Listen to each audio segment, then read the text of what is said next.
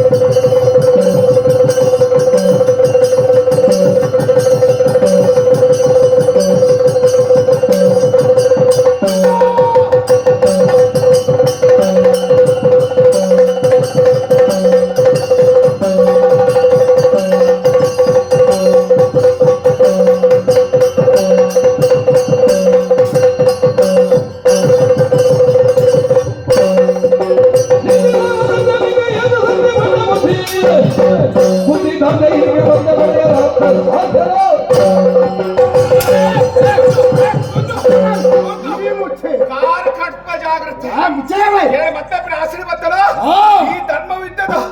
ಬಲಿಪಶು ಈ ನಿನ್ನ ತಿಂಗಳ ಶೀಲಾಗೆ ಏರ್ಪಟ್ಟು